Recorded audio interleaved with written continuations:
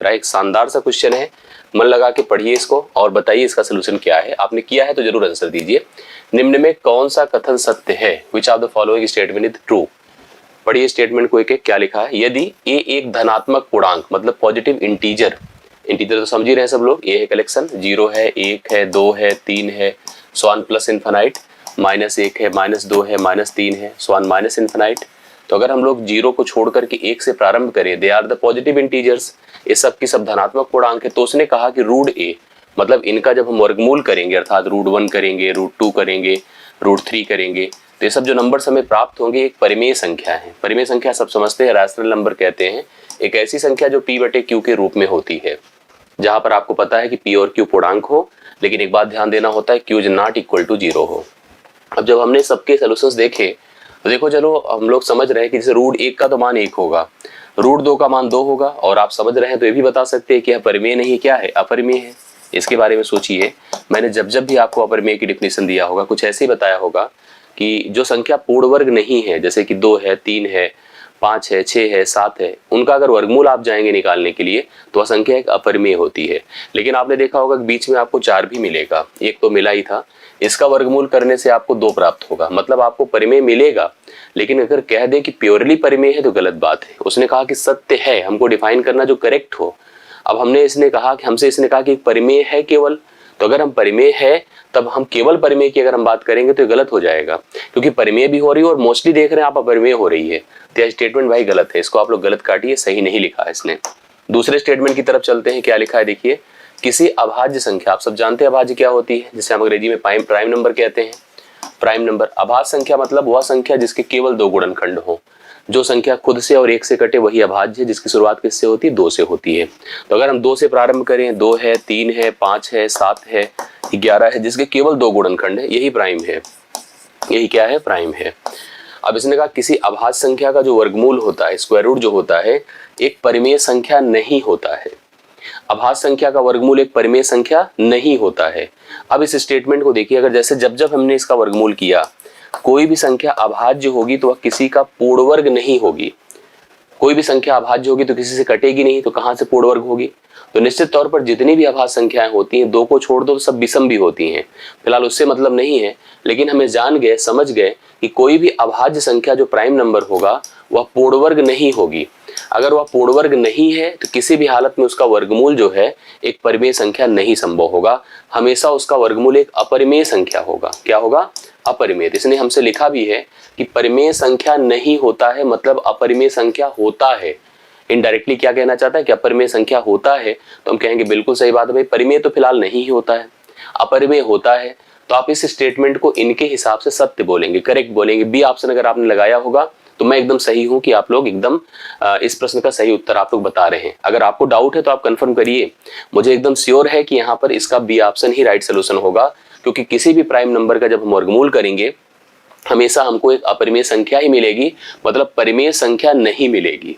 तो B option अगर आप लगाए हो तो सही है, और बहुत सारे लोग का कमेंट हमें दिख भी रहा है कि आपने बी ऑप्शन लगाए हैं, तो बी ऑप्शन राइट सोल्यूशन आप लोग नोट कर लीजिएगा। ऐसी कोई घन संख्या बेसिकली, घन मतलब क्यूब नंबर, क्यूब नंबर जिसे आप परफेक्ट क्यूब कहते हैं, नहीं होता जिसका इकाई का अंक 4 है। अरे बहुत सारे होते हैं, 64 ही सोचो, 64 क्या है? इसने कहा ऐसा होता ही नहीं है। क्यों नहीं होता भाई? 64 तो 4 का घन है कि नहीं है? बिल्कुल है। इकाई का अंक क्या है? 4 है कि नहीं है? बिल्कुल। ये आपका जो स्टेटमेंट है क्या है? गलत है, ये भी रॉन्ग लिखा हुआ है।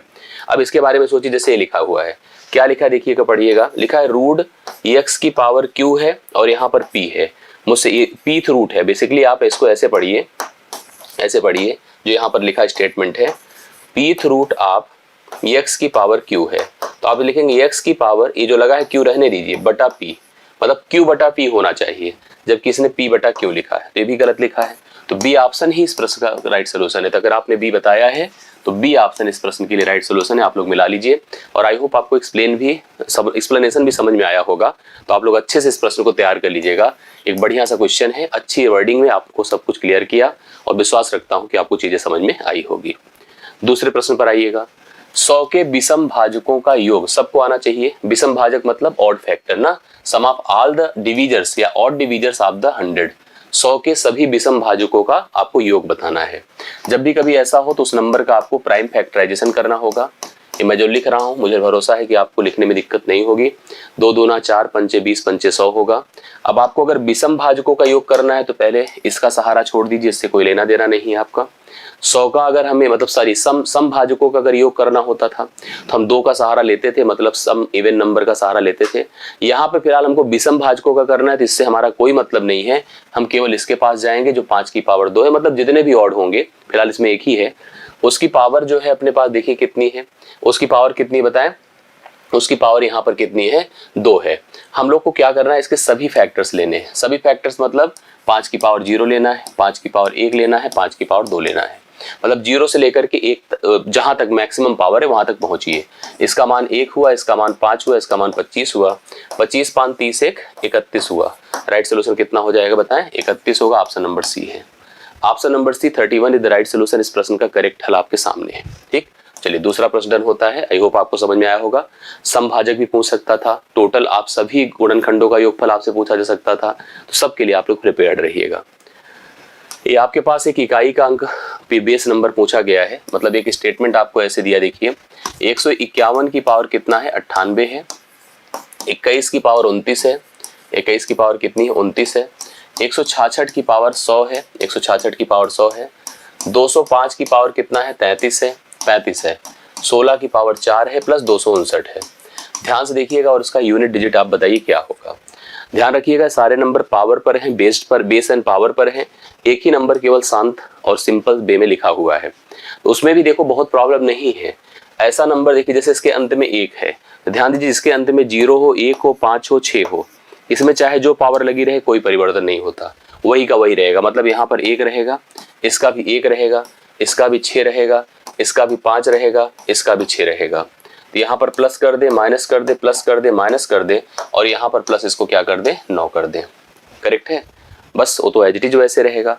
अब आपको सिंपली इसको जोड़ना घटाना है जैसे जैसे लिखा हुआ है। तो सारे पॉजिटिव जोड़िए, 1 1 कितना 2, 2 5 7 7 9 16, 16 में से 6 6 12 घटा दे, 16 में से क्या कर दे 6 6 12 घटा दे, 12 निकलेगा तो 12 4 16 प्लस 4 आएगा। राइट सोल्यूशन इसका +4 होगा, जो कि ऑप्शन नंबर बी में दिया है। आशा करता हूँ आपका सही होगा और आपके कमेंट्स बता रहे हैं सही है। विश्वास रखिए ये सब चीजें बहुत ही इंपॉर्टेंट है, इसको अच्छे से कवर करिए, कोई भी प्रश्न स्किप ना करिए, सब कुछ अच्छे से तैयार करिए। जो आपके नहीं आए हैं उसको अच्छे से कवर करते हुए आगे बढ़िए। ये प्रश्न आपको बी ऑप्शन सही आंसर दे रहा है, तो B option is the right solution for the given question. अब देखिए इस टाइप के क्वेश्चंस भी आते हैं। कोई समांतर श्रेणी अर्थात अरिथमेटिक प्रोग्रेशन है, एपी कहलाता है, जो लिखा है 4 9 14 सवान ऐसे 254। मतलब एक चीज कंफर्म हो गया कि पहला पद है और ये अंतिम पद है। और आप सबको पता है अगर समांतर श्रेणी है तो पदों का अंतर क्या होता है, बराबर होता है। आप सब में देख रहे हैं पदों का अंतर आपको बराबर ही दिखेगा। कितना अंतर दिख रहा है, 5 5 का डिफरेंस है, 5 5 ज्यादा है, 5 5 ज्यादा है। इसी को कॉमन डिफरेंस डी कहते हैं, सार्वंतर कहते हैं हिंदी में, इसे हम सार्वंतर कहते हैं। ठीक है, ये आपका पहला पद है और ये आपका लास्ट क्या है, अंतिम पद है। कभी भी आपको जैसे अंतिम पद दिया हो तो बहुत कुछ कैसे क्लियर हो जाता है। फिलहाल इसने पूछा क्या है, अंत से 10वां पद। कभी कोई श्रेणी है, आप समांतर श्रेणी है मान लीजिए, और आपसे कहा जा रहा है अंत से आप कोई पद फाइंड करो, तो हम लिख देते हैं यहाँ पर formula nth term from last. ठीक है, लास्ट से अंतिम पद अगर आपको निकालना है तो इसके लिए लिखो tn is equal to a plus a नहीं, अंतिम से निकाल रहे हैं ना, तो l minus n minus 1 into d. L मतलब अंतिम पद, यल मतलब जिस पद को आप पता करना चाहते हैं, डी मतलब सार्वंतर। यल की जगह लिखो 254 माइनस 10 माइनस 1 कर दीजिए, डी मतलब कॉमन डिफरेंस कितने का है 5 का, 5 कर दीजिए। 254 लिखिए, माइनस 10 से 1 निकलेगा 9 होगा, 9 बचे 45 होगा, 45 घटा देंगे 209 आ जाएगा ना, 209 होगा। मतलब अगर अंतिम से हम 10वां पद निकालते हैं तो राइट वैल्यू 209 होगी, जो ऑप्शन नंबर सी में लिखा गया है। तो अंतिम पद से अगर मतलब अंतिम से अगर 10वां निकाल रहे हैं तो आप देख लीजिए यल माइनस एन माइनस, कभी भी ऐसा सीक्वेंस हो तो अंतिम से अगर कोई पद निकालना हो तो l minus n minus 1 into d करते हैं। ठीक है, यल मतलब लास्ट टर्म, एन आपको जो पता करना है, डी आपका कॉमन डिफरेंस है, जस्ट फार्मूले पे अप्लाई कर दिए, 209 राइट सोल्यूशन आ रहा है। ये हो गया चौथा प्रश्न। आइए पांचवें पर। ये आपके सामने एक सिंपल सा क्वेश्चन है, फिलहाल इसको मुझे नहीं करना चाहिए, आपको खुद ही ट्राई करना चाहिए, लेकिन मैं कर देता हूँ आंसर, तो एटलीस्ट मैच करा ही देता हूँ। आपसे कहा है इस क्वेश्चन में आपको ऐसे प्रश्न दिखेंगे एग्जाम में, निम्नलिखित प्रश्न में से प्रश्नवाचक चिन्ह क्वेश्चन मार्क के स्थान पर कौन सा मान आना चाहिए, मतलब इसका सोल्यूशन एग्जैक्टली बता दो क्या होगा। कुल ये जो ब्रैकेट में वैल्यू लिखी है, सबसे बड़ा टास्क है जोड़ना। जोड़ करके 50 से भाग करना, ठीक है, 50 से भाग किया है। तो आपको सबसे पहले जोड़ने पर ध्यान देना चाहिए कि भाई आप गलती मत करो, सबसे इंपॉर्टेंट है गलती ना करो। कैसे? देखिए जो लिखा है प्रॉपर लिखिए, 44 दशमलव कितना है 7 है, 44.7 है। अगला देखिए कितना है 347.33 है। अगला देखिएगा 3347.333, प्रॉपर सीक्वेंसिंग बना के लिखिए, 333 है। फिर लास्ट देखिए कितना है 333 है, 47 है दशमलव, अब आगे सारे नंबर 3333, ये आपका टर्म है जिसको ऐड करना है।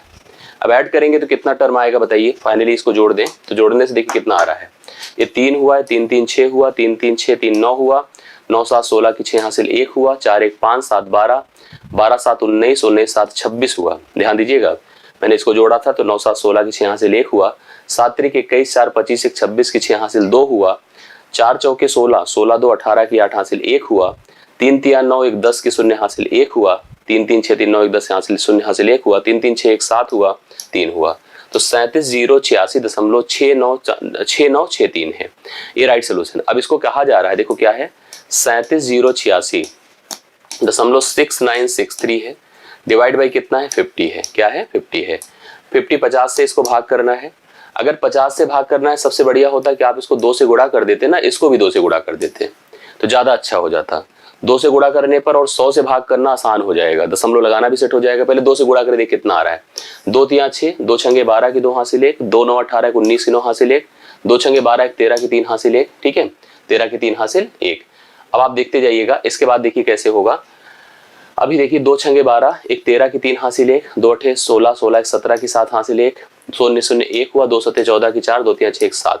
अब आपको जैसे देखिए 100 से भाग करना मतलब दशमलव शिफ्ट करना, यहाँ पर यहाँ शिफ्ट होगा तो इसकी वैल्यू होगी 741.73, 741.73 डी ऑप्शन होगा राइट सोल्यूशन, ठीक है, ये ज्यादा अच्छा है। तो आप लोग देख लीजिए, सिंपली जोड़ और भाग का प्रश्न है, लेकिन पूछ लेता है और टाइम लगता है। क्या इतना आसान है क्या? हम लोग इसको भले देख रहे हैं जोड़ और भाग का प्रश्न है, लेकिन थोड़ी सी गलती आपका सारा कुछ किया धरा बेकार, मतलब जैसे हमको लग रहा है कि हम कर लेंगे, लेकिन जो चीज ऐसा लग रहा है कर लेंगे ना, और उसमें उतनी वर्किंग हो तो टफ होता है, उतना आसान नहीं होता है, ठीक है। इस तरह से इस प्रश्न का राइट सोल्यूशन आपके सामने है, और डिजिट इतने हैं कि डिजिट सम पर भी जाना भी बेकार है। तो राइट सोल्यूशन यही है, स्मार्टली आप करिए, कोई ऐसी बात नहीं है, गलती मतलब गलती ना करिए, सबसे मुख्य ये है, ठीक। आगे बढ़ता हूं, देखिए इस प्रश्न को देखिए, दो संख्याओं का गुणनफल 2160 है, दो नंबर है 2160 उनका प्रोडक्ट है, गुणनफल है, उनका जो मासा है HCF वो 12 है, मासा उनका 12 है। इस प्रकार की संख्याओं के कुल कितने जोड़े पॉसिबल हैं, कितने नंबर ऑफ पेयर्स पॉसिबल होते हैं?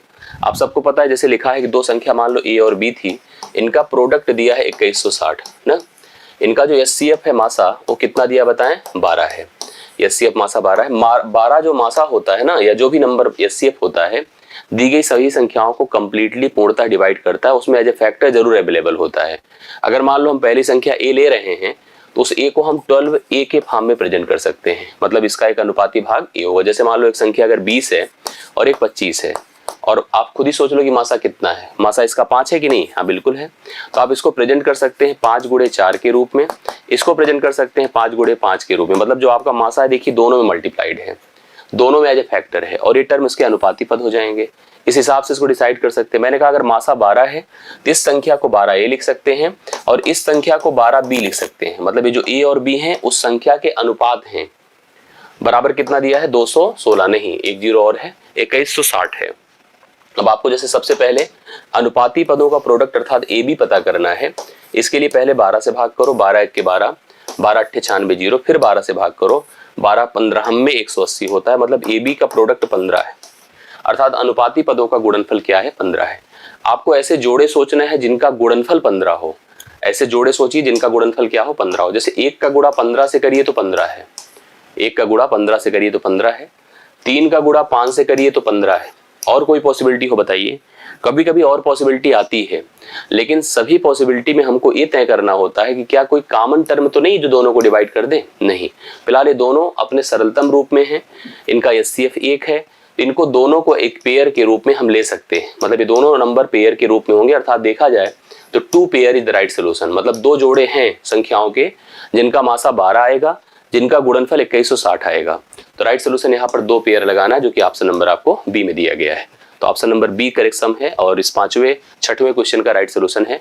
और देख रहा हूं कि बहुत सारे लोग के अच्छे सोल्यूशंस आ रहे हैं और सही है, आप लोग इस तरह के प्रश्नों पर डिपेंडेंट रहिए। बहुत अच्छे क्वेश्चन हैं, आपको जोड़ के भी प्रश्न मिलते हैं, घटाव के भी, अंतर के भी क्वेश्चन मिलते हैं, जहां पर दो संख्याओं का मासा दिया रहेगा, योग दिया रहेगा, पेयर्स पता करने होंगे। तो अभी गुणनफल का है तो आप लोग अच्छे से देख लीजिएगा, कंफर्म हो जाएगा। नेक्स्ट क्वेश्चन पर आइए। पहली संख्या के 70%, दूसरी संख्या पहली संख्या के 70%, दूसरी संख्या के 45% और तीसरी संख्या के 30% का जो जोड़ है 30 के वर्ग से 1020 ज्यादा है। जो पहली संख्या का 70%, दूसरी का 45 और तीसरी के 30% का जो जोड़ है 30 के वर्ग से 1020 ज्यादा है। दूसरी संख्या जो है पहली संख्या से 2 गुनी है। दूसरी संख्या पहली की क्या है? 2 गुनी है। दूसरी संख्या और पहली संख्या के बीच का अंतर 30 का वर्ग है। दूसरी और पहली के बीच का अंतर 30 का वर्ग है। तीसरी संख्या के 5/7वें भाग के 63% के 40% का मान आपको बताना है। बढ़िया क्वेश्चन है, लेकिन इसके पहले सबसे देखिए इंपॉर्टेंट जो चीज है यहाँ पर, भाई देखो, पहले का 70, दूसरे का 45, तीसरे का 30 का वो जो जोड़ है वो 30 के वर्ग से 1020 ज्यादा है। अब 30 का वर्ग 900 होता है, 900 में 1020 जोड़ दें तो चलो ठीक है, हमको पता है कि तीनों का जोड़ क्या है। तीनों एग्जैक्टली नंबर का नहीं, उनके अलग अलग परसेंटेज पार्ट का जोड़ आपको कंफर्म है। लेकिन हम वहां से कुछ नहीं कर सकते तब तक जब तक हम कोई चीज डिफाइन न करें। जैसे इसने कहा कि दूसरी संख्या पहली संख्या से दुगुनी, अगर यहाँ पर हमने सेकेंड नंबर सोचा और यहाँ पर फर्स्ट सोचा तो इनके बीच एक रेशियो है। क्या रेशियो बताइए? दूसरी पहली की दुगनी है, दूसरी पहली की दुगनी। दोनों के बीच का जो अंतर है देखिए क्या दिख रहा है? 1। और अंतर यहाँ पर कितना दिया इसने? देखो लिखा दूसरी संख्या और पहली संख्या के बीच का अंतर 30 का वर्ग है, मतलब 900 है। अगर 1 का मान 900 है तो पहली संख्या 900 हुई और दूसरी संख्या 1800 हुई। करेक्ट है? पहली संख्या 900 हुई, दूसरी संख्या क्या हुई? 1800 हुई। अब आ जाइए ऊपर स्टेटमेंट पर, क्योंकि देखो हमें तीसरी संख्या निकालनी है, तभी हम आगे उनके जितने भी पार्ट्स दिए गए उसको हम डिफाइन कर पाएंगे। अब लिखा है पहली संख्या, मतलब पहला नंबर ए अगर है, दूसरा बी है, तीसरा सी है, तीनों का जोड़ कितना दिया है? 30 के वर्ग से, मतलब 900 से 1020 ज्यादा, इतना दिया है। अब आपको पता है कि जो पहली संख्या जो कि 900 है, पहली संख्या जो देखिए हमने निकाला है कितना है? 900 है। 900 का 70%, 70% मतलब 70/100, आप समझ रहे हैं? 2 जीरो ऐसे ही खत्म हो गए। 9 सते 63, 630 हो गया। दूसरी संख्या जो बी है अपने पास कितना है बताएं? 1800 है। 1800 का 45%, 45/100 कर दीजिए, ये भी खत्म हो जाएगा। 18 पंचे 90 होता है, 18 चौके 72, 18 पंचे 90, 18 चौके 72 और 72 9 कितना होता है? 81, 810 हुआ। फिर चेक करिए, 18 पंचे 90, 0 9, 18 चौके 72, 72 9 81 प्लस सी हमको नहीं पता है, अभी सी पहले निकालिए क्या होगा। बराबर ए का आपका कितना है? 1920 है। 1920 है ना, ये देखिए 10 9 1900, 1920, ठीक है। 1920 का जो आंकड़ा है ना, ये मेरे लिए बड़ा खतरनाक है।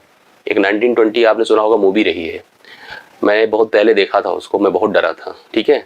1920 जब आता है दिमाग में मेरे कहीं किसी क्वेश्चन के आंकड़े में तो बहुत डर लगता है सुन करके। शायद आपने देखा हो किसी ने, तो बताइएगा। और डर लगा था कि नहीं ये भी बताइएगा, ठीक है। और सच में भूत की मूवी होती तो बहुत डर लगता है। तो आंकड़ा देखिए क्लियर किया, जैसे कनेक्ट हुआ तो तुरंत दिमाग में वो आ गई, वो जो डरावनी बातें थी। चलिए 8 6 14, 1440 होगा। 1440 प्लस सी बराबर कितना है? 1920 है। तो सी मतलब तीसरी संख्या, 1440 घटाइए 1920 से 1440 घटाइए, कितना आएगा बताइए? शून्य आया, 12 से 4 8 हुआ, 12 से 4 कितना हुआ? 8 हुआ, 8 से 4 4 हुआ। तो सी का मान अर्थात जो तीसरी संख्या वो 480 है। तीसरी संख्या कंफर्म हो गई, 480 है। अभी हम लोग कैसे करेंगे इसको समझिएगा। हमसे बोला है तीसरी संख्या मतलब 480 के 5/7वें, मतलब 5/7 कर देते हैं, के 63% मतलब 63/100, 63% मतलब 63/100 गुणे 40% मतलब 2/5 का मान आपको डिफाइन करना है। जैसे करते हैं हम लोग, देखिए कैसे, 7 9 63 होता है, ये भी सही है, ठीक है। और फिर देखते हैं 5 5 से कटा, ये भी सही है। 1 0 कटा, ये भी सही है। 2 पंचे 10 होता है, 2 पंचे 10 होता है, ये भी ठीक है। अब आप चेक कर लीजिए, देखिए कैसे क्या डिफाइन होता है। जैसे बोला तीसरी संख्या के 5/7वें के 63% के 40% का मान हमको बताना है। थोड़ा सा इसको कंफर्म कर लीजिए, क्योंकि शायद यहाँ पर कोई डाउट ऐसे सेंस बनता हो। पहले चीज तो हमने नोटिस किया कि यहाँ पर देखो पहली संख्या 630 है, करेक्ट है। दूसरी संख्या 810 है, सही है, मतलब उसका परसेंटेज है। लेकिन एक बात इसने हमको लिखा था, जैसे हम लोग यहाँ पर पहली चीज तो ध्यान दो, ये जो मैंने किया है इट्स रॉन्ग टर्म, ये गलत लिखा है। आपको जो जोड़ लिखाया गया था वो तीनों संख्या का जोड़ नहीं था। जैसे यहाँ पर आप स्टेटमेंट जो लिखे हुए हैं ये तीनों संख्या का जोड़ नहीं है जो यहाँ पर शुरू में ही लिखा गया था। दरअसल हम जोड़ भी रहे हैं तो देखिए हम अपने हिसाब से सही जोड़ रहे हैं, गलत नहीं जोड़ रहे हैं। लेकिन आपको बताया गया था C का 30% है, वो C का क्या है 30, जो 480 आ रहा है अभी 480 आ रहा है, इस C का 30% है। C का क्या होना चाहिए 30% होना चाहिए, बिल्कुल सही बात है। तो अभी तो अपने पास C आया ही नहीं पूरी तरह से, समझ रहे। जब बाकियों का आप कर रहे हो, क्यों नहीं हम ले लिए 900 और 1800, तो A का हमने 900, A को हमने 900 माना, उसका हमने कितना लिया है 70%, तभी तो हम 630 ले रहे हैं। B अपना 1800 है, उसका हम 45% ले रहे हैं, 810 ले रहे हैं। तो C को भी मानिए ना, C का 30% है, ये C का 30% जुड़कर आया है। तो C के 30% का मान कितना होगा 480 होगा। तो हम लिखेंगे 30% का मान यदि 480 है तो C मतलब वह संख्या क्या है पता है, C अपने आप में खुद की 100% होगी। तो C अपने आप में 100% है तो उसका मान क्या हो जाएगा, देखिए हम परसेंटेज 3 3 से खत्म, 3 16 48 1600 हो जाए, मतलब 160 होगा, 10 से और गुणा होगा 1600, मतलब C का मान 1600 हो गया। अब 16 का कर दो जो कह रहा है, 5/7 कर दें, 63/100 कर दें, 63/100 कर दें और 2/5 कर दें। अब इसको पूरा हल कर डालिए, देखिए आंसर आपके सामने हो। कैसे करेंगे, देखिए सबसे पहले 2 जीरो गए, 5 5 से गया, 7 9 63 हुआ, 9 दूना 18 हुआ, गुणे 16 हुआ, 18 गुणे कर दे 16, 16 8 128, 16 1 16 और 16 12 28 होता है, 288 होगा जो राइट सोल्यूशन होगा, ऑप्शन नंबर बी में दिया गया है। ठीक है, ध्यान देना ये जो लिखा गया है ये आपका ABC का जोड़ नहीं है, A के 70% का है, B के 45% का है और C के 30% का है। तो जब ये मान आया था तो C का 30% था 480, 480 C का 30% था, एग्जैक्टली C का मान 1600 होगा। तो 1600 का बाकी काम हमें 5/7, उसका 63, उसका 45, उसका जो है 40%, तब हम करेंगे तो राइट सोल्यूशन आपका बन पाएगा। ध्यान दीजिए गलत नहीं होनी चाहिए, ठीक है। तो राइट सोल्यूशन आपका है, इस प्रश्न का 7वां नंबर आपका डन होता है। बहुत अच्छे से इसको क्लियर कर लीजिए, कोई दिक्कत जिससे ना आने पाए ना। चलिए आगे बढ़ता हूं। एक बेईमान दुकानदार है, हाँ, डिसऑनेस्ट शॉपकीपर, जो क्रय मूल्य पर 15% की हानि उठाता है। मतलब वो इतना ढोंग करता है, वो कहता है कि हम जितने में खरीदे भैया उससे भी 15% कम में दे देंगे। बोलिए ऐसा कोई करता है दुकानदार? नहीं। लेकिन वो कह रहा है नहीं, हम जितने में खरीदे उससे भी 15% की हानि पर दे देंगे, उससे भी कम करके दे देंगे। हमने कहा तो गजब बात है, दे दिया, बढ़िया है, चलो लेके आते हैं। लेकिन उसने दिमाग लगाया और 1 किलोग्राम अगर हमने उससे कोई सामान खरीदा, मिठाई या कुछ भी खरीदा, तो उसने ऐसा बाट का उपयोग किया कि उसे फिर भी 25% का लाभ हो गया। इसका मतलब निश्चित तौर पर उसने वजन में हेराफेरी करी, अर्थात वजन कम तोला है। अब यही पूछा गया है कि अगर उसने 15% की अच्छा हानि जो बोल रहा है ना 15%, सिद्ध करके दिखा रहा है, हमको उस क्रय मूल्य को दिखा रहा है जितने में उसने खुद खरीदा है। वो कह रहा है सर देखो मैंने इतने में खरीदा है, मैं आपको इतने में दे रहा हूँ, अर्थात 15% कम करके दे रहा हूँ। तो बहुत खुश हो गया यार। लेकिन जब मैंने घर लाके उस वस्तु को तोला तो पता चल रहा है उसमें उतना वेट ही नहीं जितना हम खरीद कर लाए हैं, जितने का हमने पेमेंट किया है, क्योंकि उसने उस पर भी 25% का लाभ कमाया इस बाट का गलत उपयोग करके। सोचिए ऐसे में, क्योंकि यहाँ पर सब ग्राम का सिस्टम है, तो आप 1 किलोग्राम को जानते हैं 1000 ग्राम होता है। मतलब हमें सोच ले कि चलो 1000 ग्राम वस्तु का सौदा है और 1000 ग्राम वस्तु के सौदे को ऐसे डिसाइड करिए कि 1 ग्राम का मूल्य 1 रुपए है, तो 1000 ग्राम का 1000 रुपए है और 1000 ग्राम है। मतलब बात एक ही है कि 1000 ग्राम हम खरीदने गए, उसने कहा सर हमको 1000 रुपए दे दीजिए। हमने कहा कोई बात नहीं, 1000 चाहिए? उसने कहा नहीं नहीं सर हम 1000 नहीं लेंगे, हम आपसे 15% कम ही लेंगे। अर्थात हम तो बड़े खुश हुए यार, उसने हमसे 850 रुपए ही लिया।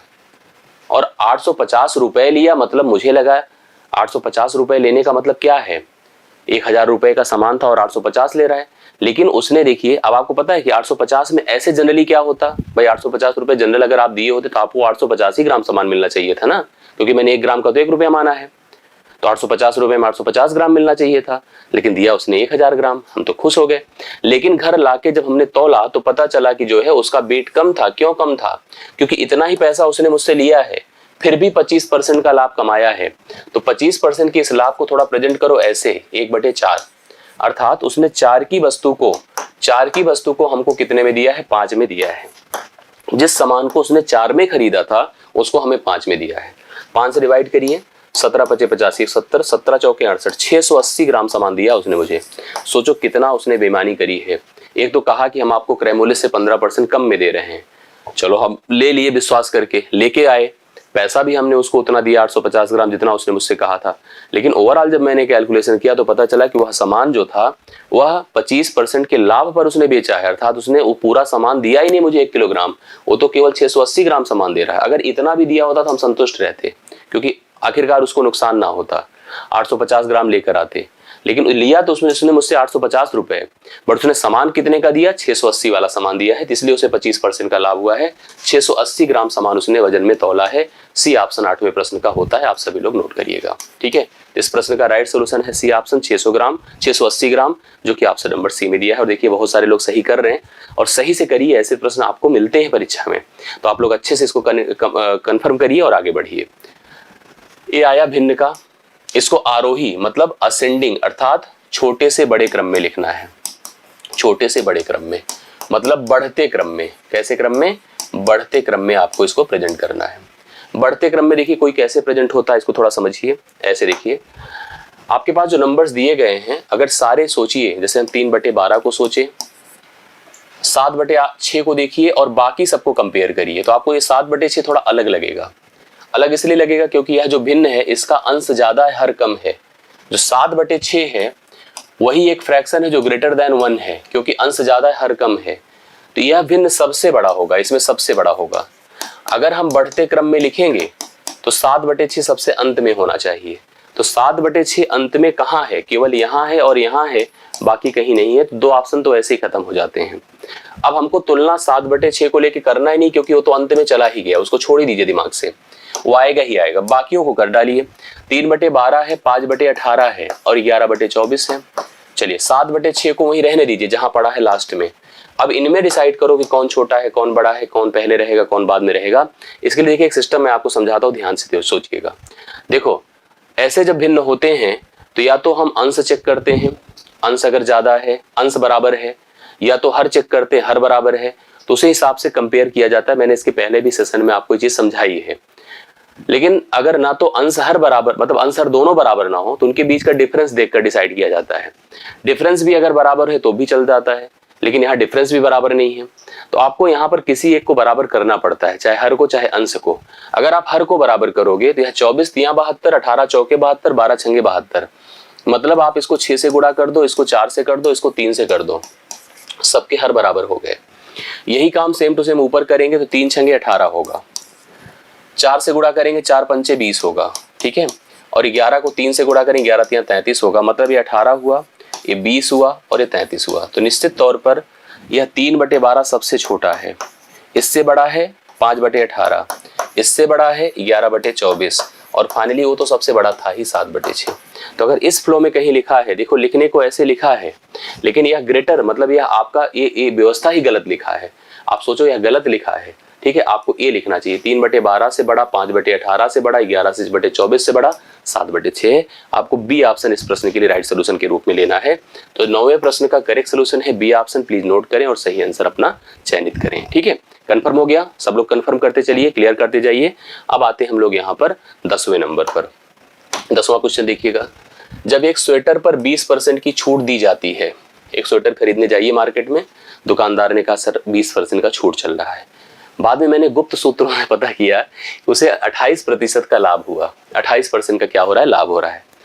अगली बार जब हम गए तो उसने हमको, भाई दुकानदार भी दिमागी था, उसने पहली बार 20% का छूट दिया था तो उसे 28% का लाभ हुआ था। अब की बार उसने छूट रिड्यूस कर दिया, 20 की बजाय 14 कर दिया, तो लाभ कह रहा है अब कितने प्रतिशत होगा। 2 तरीके से प्रश्न को कंपेयर कर सकते हैं, बता सकते हैं। एक तो सीधा आप क्रय मूल्य और अंकित मूल्य का कंपेरिजन कर सकते हो, तो उनके बीच एक रेशियो बना सकते हो और रेशियो बड़े आराम से बन जाएगा। लेकिन एक दूसरा जो पैटर्न होता है जो बड़ा यूनिफॉर्म टाइप का होता है, क्योंकि यह जब भी कभी ऐसी व्यवस्था हो जहां पर क्रय, अंकित और विक्रय अर्थात खरीदो, दाम निर्धारित करो, छूट देकर बेचो, पहले खरीदो, दाम बढ़ा के प्रिंट करो, फिर छूट देकर बेचो, इसमें आपको 3 के बीच का एक रिलेशन स्टेबल करना होता है। किसके बीच का, क्रय मूल्य, अंकित मूल्य और विक्रय मूल्य का। ध्यान दीजिएगा, इसको सिस्टम में समझिएगा। छूट हमेशा किस पर दी जाती है, अंकित मूल्य पर, एमआरपी पर, और प्राप्त क्या होता है, सेलिंग प्राइस अर्थात विक्रय मूल्य। लाभ हमेशा क्रय मूल्य पर होता है और क्या प्राप्त होता है, विक्रय मूल्य। ऐसी स्थिति में विक्रय मूल्य दोनों में बराबर है। विक्रय मूल्य क्या है, बराबर है। एक क्रय बचा, एक विक्रय मूल्य और ये अंकित मूल्य बराबर नहीं है, मतलब दोनों में है। हमको करना पड़ेगा अपने हिसाब से ऐसी व्यवस्था सेट करो। जैसे नियमता तो ये होता है कि पहले खरीदो, दाम निर्धारित करो, फिर बेचो। अभी क्या हम लिख रहे हैं, खरीदा, दाम हमने निर्धारित यहाँ किया, छूट देकर यहाँ बेचा। तो आप सबको याद रहे, पता रहे, छूट हमेशा अंकित मूल्य पर दी जाएगी। अगर 20% लिखा है तो उसको हम 1/5 कहेंगे। 5 का सामान हमने 1 कम करके 4 में बेचा है। 5 रुपए हम ग्राहक को बताएंगे तो 1 रुपए की कमी करेंगे, 4 में बेचेंगे।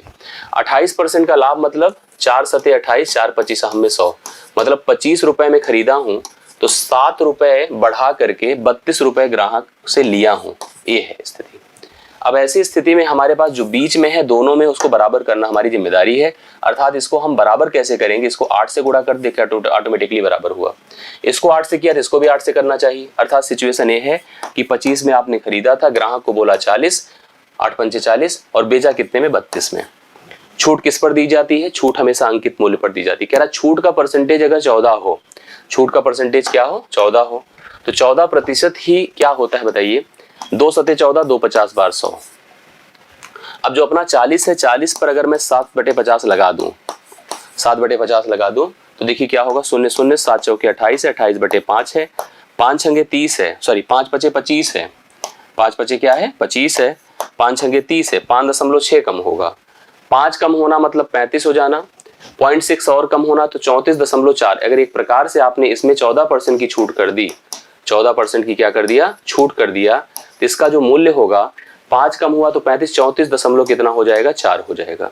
34.4 में देखिए 5.6 जोड़ दीजिए तो 6, ये आपका एग्जैक्टली किसके बराबर हो जाएगा, आपका पता चल जाएगा इतने में। जैसे जो 32 में बेच रहा था ना, 32 की बजाय 34.4 में बेचा। कितने में खरीदा था, 25 में। कितना बढ़ा, 25, 9 34 होता है, 9.4 बढ़ा। किस में बढ़ा, 25 में। लिखिए 9.4 गुणे 100/25 कर दीजिए। 25 चौके क्या होता है, 100 होता है। 4 चौके 16 की 6 हासिल 1, 4 9 36, 1 37, 37.6% इस प्रश्न का राइट सोल्यूशन होगा। अब उसके लाभ का प्रतिशत 37.6% हो जाएगा। जो पहले वो केवल उसे 28% का ही फायदा होता था, अभी उसे 37.6% का फायदा होगा। एक चीज और कर सकते हैं हम लोग, क्रय और अंकित का अनुपात बना सकते हैं, उससे भी प्रश्न हल होगा, ऐसी बात नहीं है। लेकिन वहां पर भी करना तामझाम कुछ ऐसे ही होगा। ये प्रोसीजर बहुत ही इंपॉर्टेंट होता है, हमेशा लगभग आपको एप्लीकेबल होता दिखेगा और समझ में चीजें आएंगी। ठीक है, तो इस तरह के प्रश्नों को आप लोग कंफर्म करिए, समझिए। ये अच्छा सा प्रश्न आपके सामने बोर्ड पर है, ध्यान दीजिएगा। और आगे बढ़ता हूं अगले प्रश्न पर। तो आइए अब 11वें नंबर पर चलते हैं। क्वेश्चन पढ़िए, बहुत बढ़िया सा औसत का क्वेश्चन है। क्या है, समूह में कुछ व्यक्तियों की औसत आयु 35 वर्ष है। एक समूह है जिसमें मान लीजिए n सदस्य हैं जिनकी औसत उम्र कितनी है, 35 साल है। अर्थात अब इसमें से कोई 40 का भी होगा, 42 का भी होगा, 35 का भी होगा, 35 का भी होगा, 33 का भी होगा, मतलब कुछ भी होगा, लेकिन एवरेज क्या रहेगा, 35 रहेगा। अब कहा जा रहा है कि जो कि सही औसत से, मतलब जो, ध्यान समझिएगा, ये हम उस समूह के जितने सदस्य थे उनकी हमने औसत उम्र माना, दिया गया है, कैलकुलेट करने के बाद निकाला गया है। लेकिन फिर भी उसने एक वर्डिंग लिखा जिससे डाउट हो रहा है। उसने लिखा है कि जो कि सही औसत से, इसका मतलब ये औसत सही नहीं है, यह सही औसत से 2.5 ज्यादा है। अर्थात सही औसत कितना होगा पता है, 32.5 सही औसत होगा। 32.5 क्या होगा, सही औसत क्या होगा। मतलब 35 वर्ष हमने औसत कैलकुलेट करके निकाला, लेकिन सही औसत 2.5 कम कर दीजिए, 32.5 होगा। क्योंकि इसने साफ साफ लिखा है कि सही औसत से 2.5 वर्ष अधिक था। ऐसा क्यों हुआ होगा बताइए, पढ़िए वर्डिंग। क्योंकि दो व्यक्तियों की आयु, दो ऐसे पर्सन थे जिनकी आयु दर्ज करने में त्रुटि हुई थी, गलती हुई थी। गलती का प्रश्न है। इन्हें क्रमशः 38.5 और 40 वर्ष के बजाय, मतलब लिखना चाहिए था 38.5 और 40, ठीक है, इसकी जगह पर गलती से क्या लिख दिया गया, 29 और 22 के रूप में दर्ज किया गया था। समूह में व्यक्तियों की संख्या क्या थी, मतलब कितने व्यक्ति थे। तो आप ये सोचो कि ये गलत है, ये गलत है, लिखना इतना चाहिए था, ये गलत था, लिखना इतना चाहिए था और लिख इतना दिया गया, समझ, तभी तो बढ़ गया था। अब आप ये जो गलती की है ना, इसी गलती का परिणाम था कि यहाँ पर 2.5 बढ़ गया था, क्योंकि मान ज्यादा है, ये गलती है। अच्छा बताइए, आप लोग खुद ही सोचिए, अगर हम गलती करते हैं जीवन में तो गलती को अपने जीवन से हटाना चाहिए और सही को अपने जीवन में जोड़ना चाहिए, वही चीज होगा। जो गलतियां किया है आप जोड़िए, कितने आप गलती करे हैं, 40, 30, 70, 8, 78.5, ये गलती किया है आपने, तो गलती को घटाना है और जो सही है 9 2 11, 2 2 4 1 5, 51 को जोड़ना है। इन दोनों का डिफरेंस ही आपको कैलकुलेट करके निकालना है। डिफरेंस करिए, देखिए कितना आता है। डिफरेंस किया 78.5 से जो नेगेटिव में आएगा, समझिएगा 51.0 घटाया 5 हुआ, 7 हुआ 2, 27.5 आया। ये 27.5 यही संख्या कैलकुलेट कर देगा। जो आपने देखा कि यही इतना आपने बढ़ा कर लिख दिया था, इसी वजह से प्रॉब्लम आई थी। आप इसको कितने की वृद्धि थी, कितना अधिक था बताइए, 2.5 ज्यादा था। बस केवल 2.5 से डिवाइड कर दीजिए, आपको व्यक्तियों की संख्या पता चल जाएगी। दशमलव दशमलव से गया, 25 एक के 25 होता है, 25 एक के 25 होता है। 11 कुल व्यक्ति थे उस समूह में, जो कि ऑप्शन नंबर ए में दिया गया है। एक बढ़िया शानदार सा प्रश्न था। गलती का जो एवरेज वाला प्रश्न होता है, छोटे भी आते हैं बड़े भी आते हैं। एक गलती पर आधारित होता है, 2 गलती पर भी आधारित होता है, औसत ज्ञात करने पर भी होता है, समूह में सदस्यों की संख्या भी ज्ञात करने पर आधारित होता है। तो प्रश्न ठीक ठाक था। अगर इसको ट्रेडिशनल लेकर जाएंगे ना, एक पूरा पन्ना भरा दीजिए, तब भी जल्दी आप श्योर नहीं रह पाओगे कि आपको यह उत्तर वह सही है गलत है। हम लोग ऐसे करके इसका उत्तर एग्जैक्टली बता सकते हैं। इस तरह के और भी प्रश्न मैंने और सेट में रखे थे, अभी फिलहाल यहाँ पर रखा हूँ। मुझे भरोसा है कि आपके बहुत सारे लोग के उत्तर सही होंगे, जो कमेंट में दिख रहा है। बाकी बहुत लोग इसको गलत भी किए होंगे, भी श्योर है। ठीक है, अगले प्रश्न पर आइए। ये प्रश्न तो मुझे लगता है कि सब किए होंगे। ये वर्गमूल पर बेस्ड क्वेश्चन है। जैसे 225 का वर्गमूल कितना होगा, 15। 15 को इसमें जोड़ दीजिए तो 169 होगा। 169 का वर्गमूल करिए, कितना होगा, 13। 13 इसमें जोड़िए तो 15,625 होगा। हम सबको पता है इसका वर्गमूल क्या होगा, 125।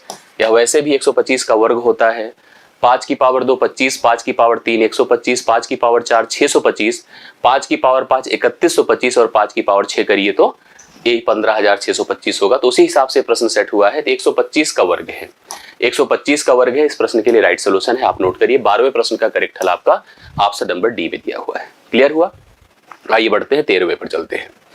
यदि किसी मूलधन पर कोई धन है, कोई पैसा है, आपने जो निवेश किया था, जो 8 वर्ष का साधारण ब्याज है, सिंपल इंटरेस्ट है, मूलधन के 40% के बराबर है।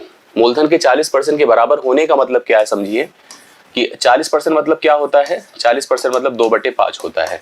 इसका अर्थ है कि अगर अपना प्रिंसिपल P 5 है तो ब्याज क्या है पता है, ब्याज है 2। ब्याज कितना है, 2। और ब्याज से जुड़ करके ही अमाउंट होता है। जैसे अमाउंट कितना आएगा पता है, 7। फिलहाल अमाउंट से कोई लेना देना नहीं है। 5 रुपए जमा करने पर 2 रुपए का ब्याज मिलेगा, पैसा कुल 7 होगा। लेकिन आपने एक चीज नोटिस किया था, यह जो ब्याज हमें प्राप्त हुआ है ये कितने साल में हुआ है, 8 वर्ष में। देखिए लिखा है 8 वर्ष में जो ब्याज प्राप्त हुआ है वो 40% के बराबर है। अर्थात 5 की जमा पर 2 का ब्याज मिला है, और ब्याज यह मिला है कितने साल में, 8 साल में। कह रहा है उसी दर पर, जो दर आपको यहाँ पर लगी होगी, बिना दर के तो ब्याज बना नहीं होगा, इतना समय लगा होगा। उसी दर पर अगर हम उसी पैसे को कितने समय तक के लिए निवेश करें कि मूलधन के बराबर ब्याज हो जाए। मूलधन के बराबर होने का मतलब डबल हो जाए।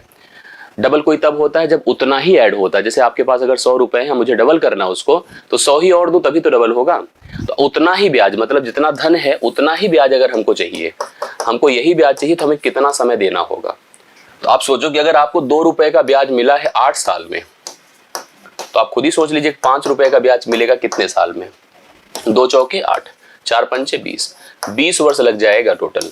20 साल लग जाएगा उतना ही ब्याज होने में, अर्थात मूलधन के बराबर ब्याज प्राप्त करने में। तो राइट सोल्यूशन इस प्रश्न का बी ऑप्शन है, 20 वर्ष नोट करिए। 13वां प्रश्न आपका डन होता है। इसको अच्छे से नोट कर लीजिए, बढ़िया क्वेश्चन है और आशा करता हूं समझ में आया होगा। कमेंट से बताइए आप लोग क्लियर है कि नहीं है, कंफर्म करते चलिए, और अच्छा हो तो वीडियो को लाइक करते चलिए, एकदम श्योर करते चलिए। नेक्स्ट क्वेश्चन पर हम लोग पहुंच चुके हैं। क्वेश्चन नंबर आपका 14 ए, बी और सी एक कंपनी में हिस्सेदार हैं। कोई कंपनी चलाते हैं, उसमें 3% हिस्सेदार हैं। किसी एक वर्ष में ए को लाभ का 1/3 भाग, बी को लाभ का 1/4 भाग मिला। ए को लाभ का 1/3 भाग मिला, बी को लाभ का 1/4 भाग मिला, और सी को रुपए 5000 मिले। सी को कितने पैसे मिले, 5000 मिले।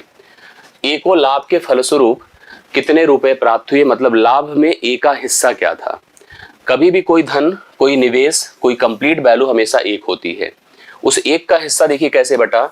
ए को मिला 1/3 भाग, बी को मिला 1/4 भाग। अब खुद ही सोच लो सी को मिला होगा कितना भाग। इन दोनों को जोड़िए, 4 1 के 4 3, 7/12।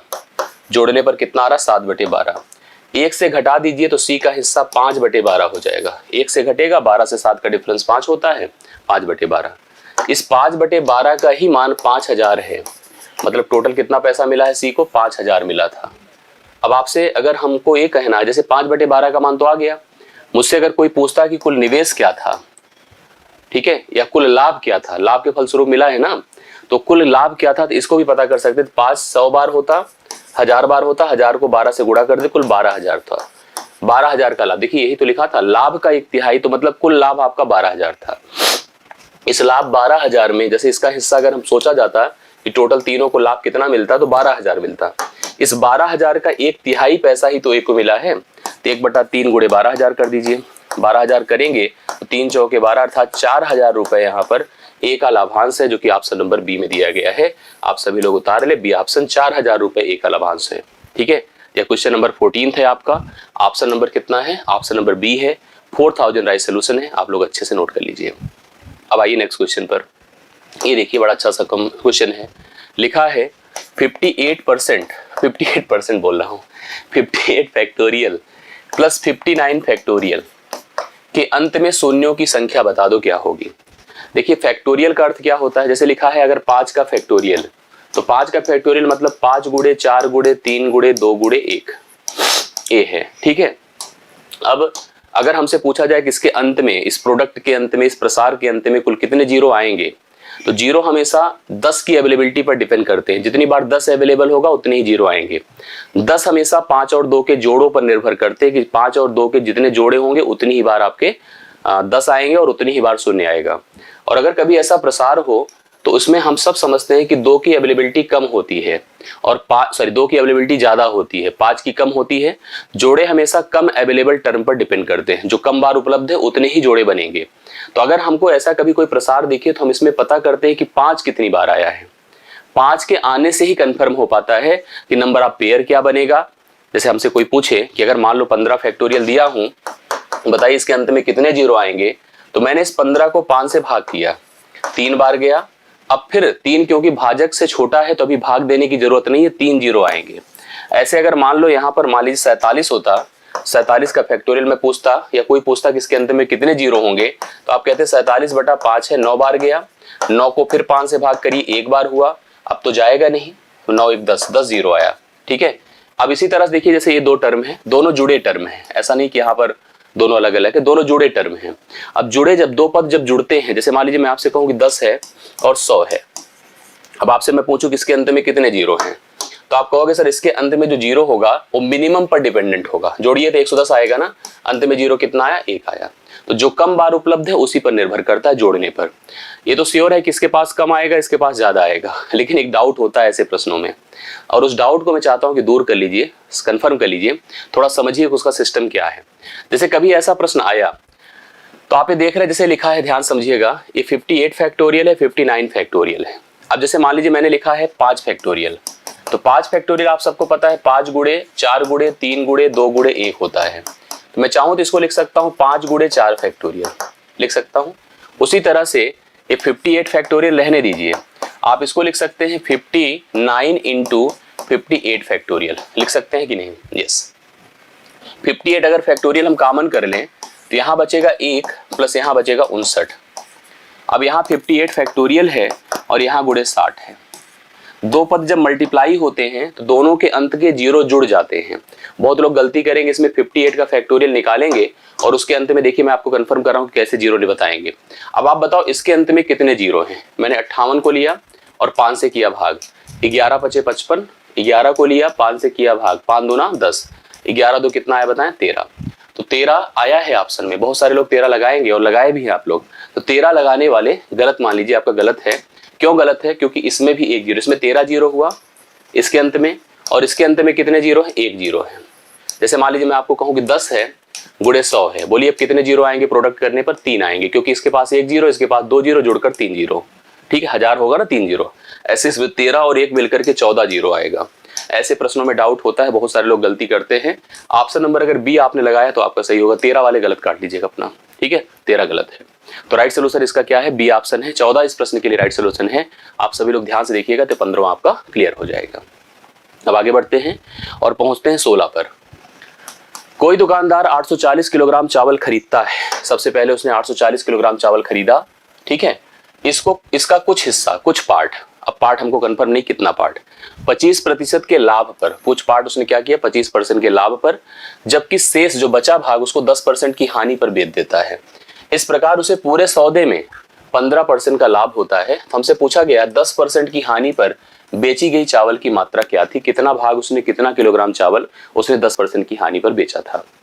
देखिए इस क्वेश्चन को हल करने का सही प्रोसीजर है एलिगेशन।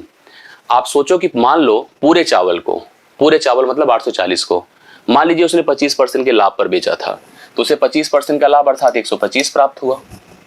फिर मान लो कि उसने पूरे चावल को 10% की हानि पर बेचा था, तो इसका मतलब 90 प्राप्त हुआ। अब प्राप्त क्या हुआ ओवरऑल, पूरे में क्या होता है बताइए, पूरे सौदे में उसे 15% का लाभ होता है अर्थात 115 प्राप्त होता है। यही एलिगेट कर दीजिए।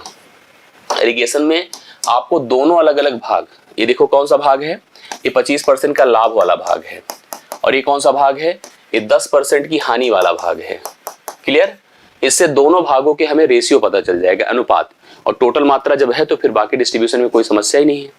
डिफरेंस करिए तो 15 10 25 होता है, 9 से करें तो कितना 15 10 25 होगा ना भाई। यहाँ पर आपके पास 90 और 90 10 100 25 हो गया ना। हाँ, 5 दूना 10, 5 पचे 25, 5:2 के अनुपात में डिस्ट्रीब्यूट होगा।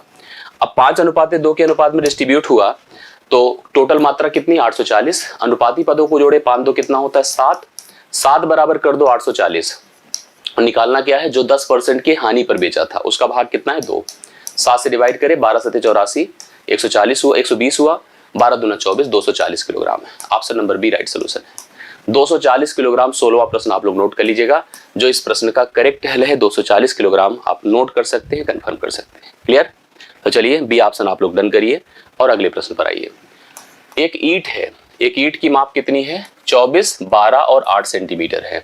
ईंट देखते हैं ना, ईंट का उपयोग करके तो घर बनाया जाता है।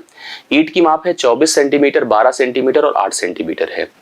24 मीटर लंबी, 8 मीटर ऊंची और 60 मीटर चौड़ी एक दीवार बनाना है हम लोग को।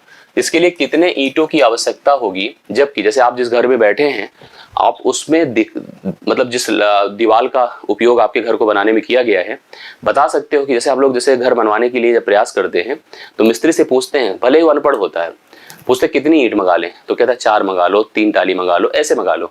उसको अंदाजा होता है क्योंकि पर डे काम करता है वही चीज।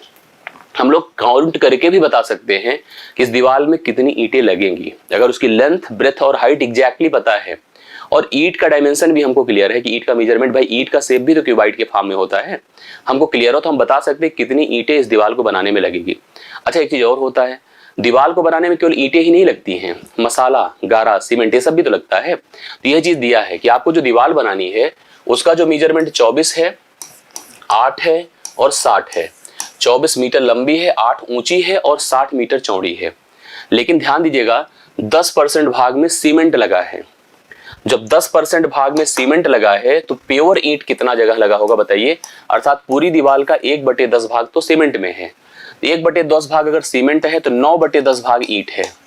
पूरी दीवार का 9/10 भाग क्या है, ईंट है, अर्थात 0.9 कर दीजिए, 0.9 भाग ही उपयोग में लाना है। ये पूरी दीवार का मेजरमेंट है और उसका केवल 0.9 टाइम लेना है हमको। क्यों? क्योंकि 10% हटाना है। चाहे 10% हटा के पहले निकाल के तब घटाइए, या सीधा सीधा आप 10% हटा दीजिए तो 0.9 से मल्टीप्लाई कर दीजिए, डिवाइड बाई ईंट। देखो ये तो दीवार का आयतन हो गया, दीवार का आयतन हो गया, ये दीवार का आयतन है। अभी ईंट का आयतन, चलिए ईंट का मेजरमेंट क्या है, 24 है, 12 है, 8 है, ये है ईंट का आयतन। बस यहाँ पर एक समस्या आपको दिख रही होगी, वो समस्या ये है कि वो मीटर में है और ये सेंटीमीटर में है। सारे देखिए ऊपर सब मीटर में है और नीचे क्या सेंटीमीटर में है। हम सबको पता है कि 1 मीटर बराबर क्या होता है, 100 सेंटीमीटर होता है। 1 मीटर बराबर 100 सेंटीमीटर होता है। तो आप एक काम कर सकते हैं, 1 मीटर बराबर 100 सेंटीमीटर है, आप एक काम क्या कर सकते हैं, ध्यान दीजिएगा, वो ये करिए कि आप सबको, जैसे इसको भी 100 से, इसको भी 100 से, इसको भी 100 से, मतलब आप इसको 100 100 100 इससे गुणा कर दीजिए। अब आपका यह सेंटीमीटर में हो गया, करेक्ट है। अब चलिए डिवाइड करिए, 24 24 से कटा, 12 पंचे 60 हुआ, 8 8 से कटा, करेक्ट है। अब आपका 9 से इसको गुणा करें, 9 पचे 45, 4.5 हुआ, और जीरो कितने हैं बताएं, 2 2 4 2 6, एक जीरो आपका 1 दशमलव से चला जाएगा। तो यहां पर ध्यान दीजिएगा 24 है, 8 है और 60 है। एक चीज हम लोग थोड़ा सा यहाँ पर लिखे हैं, जो ये 60 है ये सेंटीमीटर में है। ये हमने देखो यहाँ पर 2 जीरो एक्स्ट्रा बढ़ा दिया, 2 जीरो खत्म ही कर दीजिए। सेंटीमीटर है तो बहुत अच्छी बात है भाई, ये तो डायरेक्ट हमारे सामने अच्छा प्रश्न था, यहीं पर अच्छी सुविधा थी कि आप एक का कैलकुलेशन करो ही मत। ठीक है, चलिए अभी हम लोग कर लें। मैंने कहा 8 से 8 कटा, 12 पंचे 60, ये तो बहुत अच्छा हुआ। 9 पचे 45, 4.5 हुआ। उसके बाद इसमें कितने जीरो आएंगे, 10,000 से जब गुणा करेंगे तो 45 के बाद 4 जीरो आएंगे, एक तो दशमलव से चला जाएगा, 45,000 को नीचे लगेंगे जो ऑप्शन नंबर डी में दिया है। दरअसल वो जो लेंथ थी देखो, ये 60 सेंटीमीटर चौड़ी दीवार थी। ठीक है, 60 सेंटीमीटर चौड़ी दीवार थी, ऊंचाई ज्यादा होती है ना दीवार की, चौड़ाई तो कम होती है। इस हिसाब से इस प्रश्न का उत्तर होगा 45,000, अर्थात कुल 45,000 ईंटों की आवश्यकता पड़ेगी इस पूरी दीवार को अच्छे से बनाने में। 17वां क्वेश्चन आपका डन होता है। तो आइए हम लोग 18वां देखते हैं। यदि मूल राशि पर 16 से 2/3% प्रतिवर्ष की दर पर दूसरे वर्ष का ब्याज 420 रुपए का है, लेकिन ब्याज की गणना देखिए कैसे, चक्रवृद्धि पर आधारित है, तो मूल राशि आपसे पूछा गया है। एक बात ध्यान दीजिएगा, साधारण ब्याज हर साल बराबर होता है, पहले साल का जो हुआ ये दूसरे साल का, वही तीसरे साल का, वही चौथे साल का। चक्रवृद्धि ब्याज में जो पहले साल का है दूसरे साल उससे अपडेट हो जाएगा, तीसरे साल उस पर अपडेट हो जाएगा, मतलब उसमें ब्याज पर ब्याज लगता है। साधारण में ब्याज पर ब्याज नहीं लगता है, चक्रवृद्धि में ब्याज पर ब्याज लगता है, तो वहां से चक्रवृद्धि जनरेट होती है। अब जैसे इस प्रश्न में हमको ब्याज की दर दिया है 16 से 2/3%, ये आपकी चक्रवृद्धि ब्याज की दर है और ये जो है दूसरे साल का ब्याज है। अब आपसे हमसे पूछा है कि आपको बताना है कि यहाँ पर वह मूल राशि क्या थी, अर्थात वह कुल पैसा कितना था जो निवेश किया गया था। इस प्रश्न को हल करने के देखिए, अगर आप कोई फार्मूला यूज करो, इधर उधर के करो तो दिक्कत होगी। सबसे बढ़िया तरीका मैं आपको बता रहा हूं, दर को तुरंत 1/6 करिए। जैसे ये जो पैसा है ना, ये जो 420 है, ये पहले साल का नहीं है या कुल का नहीं है, 2 साल का नहीं है, दूसरे साल का एग्जैक्टली जो सेकेंड ईयर है उसका ब्याज है। ऐसे प्रश्न को हल करने का तरीका देखिए, हमने इसको भिन्न में बनाया और मुझे भरोसा है कि सबको पता होगा कैसे भिन्न में बना।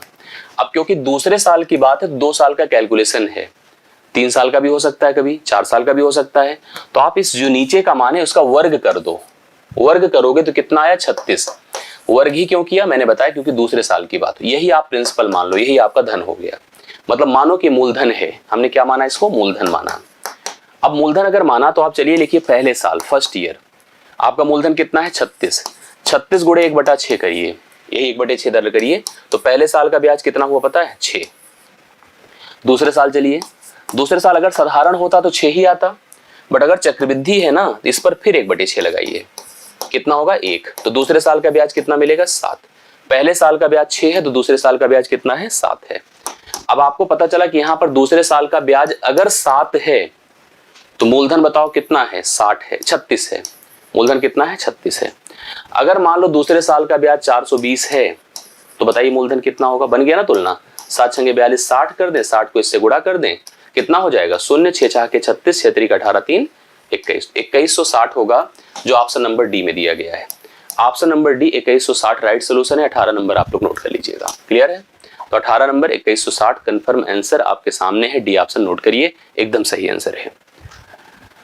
19 नंबर पर आइए, ए बी और सी क्रमशः 3 व्यक्ति हैं। देखिए, एक का नाम ए है, दूसरे का नाम बी है, तीसरे का नाम सी है। क्रमशः 42 दिन, 84 दिन और 28 दिनों में कार्य पूरा कर सकते हैं। कोई कार्य करते हैं तो ए करता है 42 दिन में, बी करता है 84 दिन में, सी करता है 28 दिन में, कार्य को पूर्ण कर लेते हैं। ए ने काम शुरू किया, ए ने प्रारंभ किया, बी ने 3 दिन बाद उसे शुरू किया, मतलब बी 3 दिन बाद आता है।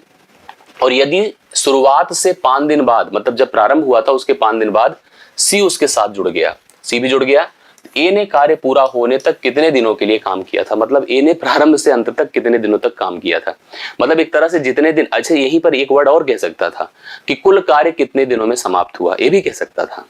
दोनों प्रकार से आप जा सकते हैं, पहले आप समझिए हो क्या रहा है। ए कर सकता है 42 दिन में, बी कर सकता है 84 दिन में और सी कर सकता है 28 दिन में। ये आपका काम के लिए टोटल लिया गया समय, ये सबके समय है। यहां से टोटल वर्क आपको प्लान करना होगा, एक ऐसी संख्या सोचना होगा जो प्रत्येक से पूर्णतः कट जाए, मतलब उनका चाहे आप एलसीएम सोच ले, जो भी मर्जी आप सोच पाए, आप कैसे भी करके आपको क्या करना पड़ेगा, यहां पर एक नंबर आपको प्लान करना, मतलब एक तरह से आपको इसका एलसीएम प्लान करना होगा। एलसीएम प्लान देखो कैसे हो सकता है, 2 तरीके से। जैसे मैं देख रहा हूं 42 दूना 84 होता है, तो 42 खत्म हो गया, 84 तक आया। 84 को भी देखो, इसको 4 सते 28 होता है, 4 सते क्या होता है 28 होता है। 7 भी इसमें है। जैसे आप सोचो ध्यान से, कॉन्सेप्ट समझिएगा। 28 त्रिक सोचो, देखो 3 8 24, 3 दूना 6 2 8, 28 त्रिक भी 84 होता है। तो एक प्रकार से टोटल वर्क आपका कितना हो गया 84। कितना हो गया 84। भाई 42 से भी जा रहा है, 84 से भी जा रहा है, और 28 त्रिक भी 84 होता है। टोटल वर्क 84 हो गया, बढ़िया नंबर है। अब यहां से इनकी क्षमताएं निकालिए। क्षमताएं मतलब देखो टोटल वर्क है, ये क्या है टोटल वर्क है, और ये समय लग रहा है। तो आप बता सकते हैं कि उन लोगों ने प्रतिदिन कितना काम किया है, उनकी एफिशिएंसी अर्थात कार्य करने की क्षमता क्या है। 42 दूना 84, यह प्रतिदिन 2 काम करेगा। 84 1 के 84, यह एक दिन में 1 काम करेगा। 28 त्रिक 84, यह एक दिन में 3 काम करेगा। यह इनकी क्षमताएं हो गई। अब इस काम को थोड़ा मेरे हिसाब से जैसे मैं बना रहा हूं, इसे प्लान करिए। एक काम को हम लोग स्टार्ट करते हैं। सबसे पहले शुरुआत किसने किया, ए ने। सबसे शुरुआत पहले ए ने किया। ए ने काम शुरू किया देखो, और करता रहा। 3 दिन बाद बी आया है। जब बी आएगा तो ए प्लस बी होगा। प्रारंभ यहां स्टार्ट हुआ था, यहां से 5 दिन बाद, मतलब इसके 2 दिन बाद, इसके यहां से यहां तक गया देखो 2 दिन है, 3% हो गया। ये ऐसी स्थिति है, यही स्थिति है ना। चलिए अब काम को हम चलिए सेट करते हैं। सबसे पहले ए था, तो ए की क्षमता क्या थी 2 काम करने की। 2 के हिसाब से उसने 3 दिन काम किया, कितना 6। ये दोनों मिल गए तो कितना काम कर सकते हैं ए और बी, 3 कर सकते हैं। कितने दिन काम किए 3 गुणे 2, मतलब कितना काम किए 6। 6 6 बताइए कितना काम हो गया 12। 5 दिन में 12 कार्य डन। कार्य कितना था पूरा 84। यहां से यहां तक सोचो 84। 84 से 12 निकाल दें, 4 से 2 निकला, 8 से 1 निकला 7, 72। ये 3% है। 3 3 6, 6 से डिवाइड करें, 12 छंगे 72, काम इंड हो गया। ठीक है, 3 3 6 से डिवाइड करो ना, 12 छंगे 72। 12 दिन और लगा। 5 दिन पहले लग चुका था, यहां तक देखो 5 दिन लग चुका था, बाद में 12 और जोड़ दिया, 17 दिन में कार्य done. C option right solution है, 17 दिन में कार्य डन होता है। बढ़िया से आप बता सकते हैं, कोई इतना प्रॉब्लम ही नहीं। तो सी ऑप्शन 17 दिन राइट सोल्यूशन बनता है, जिसका आया है एकदम कंफर्म कर लो, कॉन्फिडेंट रहो, आपका उत्तर सही है। तो ये हो गया आपका क्वेश्चन नंबर 19। ठीक है, अब पहुंचते हैं 20 पर। तो इस तरह के क्वेश्चंस के लिए आपको क्षेत्रफल को ही ओरिएंटेड करना होगा, और क्षेत्रफल भी आसान नहीं है। आप त्रिभुज को देखो तो आपको लग रहा होगा कि भुजाएं उतनी, मतलब ऐसा नहीं है कि आपको समकोण त्रिभुज का रूल लगता दिखेगा। समकोण त्रिभुज बन जाए तो सबसे बेहतर होता है। 1/2 गुणे आधार गुणे ऊंचाई कर दो। चलो समबाहु भी होता तो भी अच्छा होता है, ये तो अजीब ही है। और अजीब के अलावा भी डेटा भी छोटे नहीं है। सबसे पहले आप देखो, जब भी ऐसा क्वेश्चन आता है ना, तो मेरे दिमाग में ही आता है यार कहीं से समकोण त्रिभुज की स्थिति तो नहीं बन रही है। मैंने देखी ऐसे लिखा, ABC त्रिभुज बनाया, एक को 60 बोला, एक को 112 बोला, एक को 164 बोला, समकोण नहीं है। मुझे तो बिल्कुल मेरे दिमाग से लग रहा है समकोण नहीं। अगर आपको लग रहा तो अब लगाओ। फिलहाल समकोण की स्थिति नहीं, पाइथागोरियन सिस्टम नहीं डेवलप होगा। यह त्रिभुज स्क्लीन है, विषमबाहु है, मतलब इसकी सभी भुजाएं असमान हैं, और सभी असमान है तो इसके लिए एक सूत्र होता है। क्योंकि हम ये जान रहे हैं कि हमको लेवलिंग का कॉस्ट पता करना है। लेवलिंग, समतल कराना, सिंचाई कराना, कारपेट बिछवाना, ईंट बिछवाना, घास लगवाना, इन सब के कार्यों के लिए हमेशा एरिया पर फोकस्ड होना है। एरिया इसकी केस में एक सूत्र बनता है, हीरोन्स फार्मूला आपने सुना होगा, अंडररूट यस माइनस ए, यस माइनस बी और यस माइनस सी होगा। करेक्ट। जहां पर यस के बारे में जान लो कि यस क्या होता है। Yes is the semi perimeter, अर्ध परिमाप होता है। परिमाप क्या होता है, सभी भुजाओं का जोड़, अर्थात a plus B plus C divide by 2 होगा। सभी भुजाओं को जोड़ करके आधा कर दो। जोड़िए क्या क्या है, 60 है, 112 है, 164 है, डिवाइड बाई हमको 2 करना। ध्यान से जोड़िए, गलती मत करिएगा। 100 100 200 260 260 और 320 330 336 जुड़कर 336 हुआ। बटा 2 किया, भाग किया, 2 1 के 2, 2 6 12, 2 8 16, 168 आया। यस का मान 168 आया। लाइए एरिया के लिए इस फार्मूले पर इन सारी वैल्यू को पुट कीजिए। एरिया क्या होगा, अंडररूट यस की जगह 168, यस माइनस ए करेंगे, 60 घटेगा तो कितना आएगा 108। ठीक है, हम घटाते जा रहे हैं। जैसे हमने, अब ये तो नहीं है, मान लो हम इस हिसाब से सोचो, कोई डिफाइन थोड़ी होता है कौन ए होता है कौन बी होता है। 60 घटाया 108 आया, 112 घटा दो 56 आएगा, 164 घटा दे खुद ही 4 आएगा। अब करना इसका वर्गमूल है, वही एरिया है। अब वर्गमूल भी इतना आसान नहीं है, सोच लीजिएगा। मतलब आपको जैसे वर्गमूल करना है तो अब सोचे चले हम गुणा करें, नहीं, गुणनखंड कीजिए। गुणनखंड कैसे करिए, देखिए मैं बता रहा हूं। जो पूर्ण वर्ग के फॉर्म में नंबर निकले उसको निकालिए।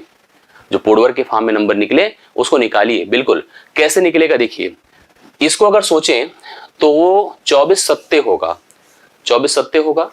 और 24 सत्ते को अगर सोचा जाए तो 4 छंगे, मतलब आप लिख सकते हो 4 गुणे 6 गुणे 7, ऐसे लिख सकते हो। दरअसल पूर्ण वर्ग में निकालने की कोशिश कर रहा हूं। 4 छंगे 24 सत्ते 168। ये है 12 9 108 होगा। 12 9 तो चलो ठीक है, 12 में भी 4 अलग कर लो, 3 अलग कर दो, 3 अलग कर दो। अब इसके बाद 56 पे जाइए, 7 8 56 होगा और 14 चौके 56 होगा। तो 14 अलग कर दें, 4 अलग कर दें, 14 चौके 56 हो गया। और यहाँ 4 तो 4 ही है। तो जो पूर्ण वर्ग है पहले उनको आप वर्गमूल निकाल लीजिए। जैसे इस 4 का वर्गमूल 2, इस 4 का वर्गमूल 2, खत्म करते जाइए। ठीक है, इस 4 का वर्गमूल 2, इस 4 का वर्गमूल 2, ये कर दिया मैंने। 2 कितनी बार निकल गया? 2 अभी इतनी ही बार निकला, हो सकता और निकलेगा। ठीक है, इसके बाद देखिए 9 का वर्गमूल 3, 9 का वर्गमूल 3 करेक्ट है।